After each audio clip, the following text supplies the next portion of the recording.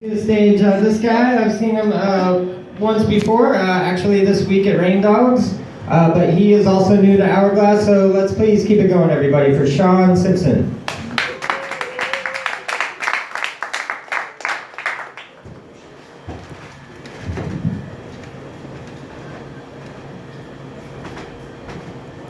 How y'all doing this evening? I have a question for you. Are there any accidental racists in the house tonight? Accidental racist, you know what an accidental racist is? Well, for people who don't, that's when you say some racist shit and then it's too late to take it back, so it's like accidental. I'll give you a story. This really happened. My mother was dating her future husband, and he happened to be black. And he still is black. But I met him for the first time. I was 6 years old. We grew up in Scotland, so we didn't see black people. Now remember, I'm 6 years old. She brought him to the house. Me, my mother, and him were having ice cream together. And I'm 6 years old. You eat ice cream real fast.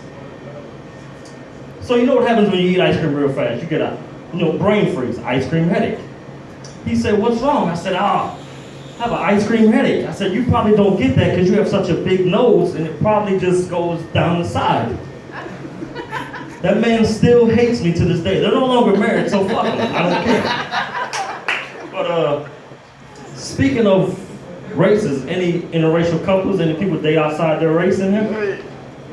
Right. Okay, well I think there should be a handbook or a manual for that shit to know what you're getting yourself into, because my ex-wife is in the crowd tonight, and she did shit that I'd never seen my mother do, so I didn't know what the hell was going on. For like the first 2 months, I thought we were in a gang, because every night she used to tie a fucking blue bandana around her head to go to sleep.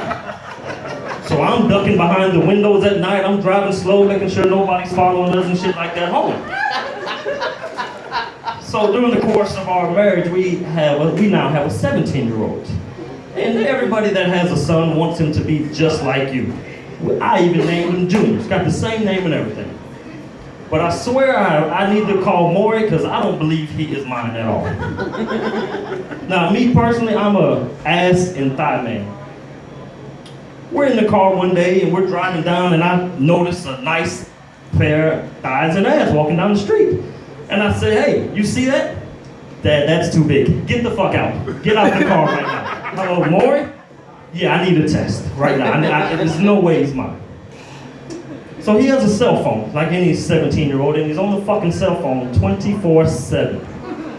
Now, when I was growing up, your mother or father would give you a look, and that look meant, "Stop what the fuck you're doing. You're pissing me off." Everybody knows a look.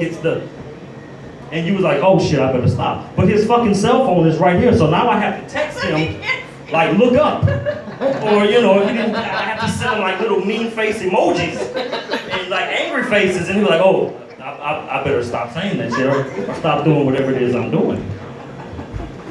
So he's 17, I'm trying to teach him about safe sex.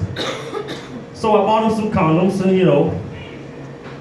told him, what they were for and all that stuff. I said, I have one rule, just no sex in my house. I'm a single parent, I don't want somebody's dad coming over here and threatening to whip my ass because you're having sex with their daughter in my house.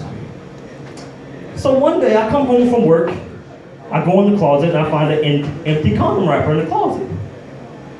So I'm asking him, "You having sex in my house?" He's like, "No." I said, "So what's the condom wrapper doing in here?" He said, "Oh, I was trying it on."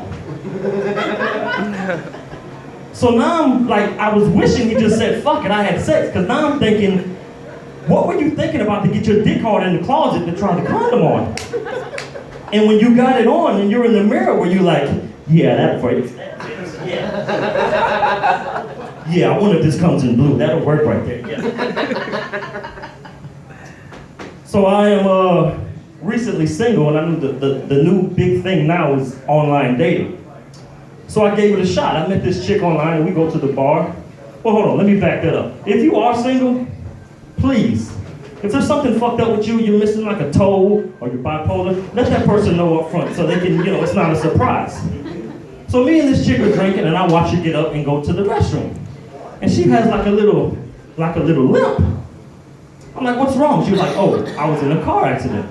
I'm like, "Oh, okay, no problem." So she comes back, we keep drinking some more.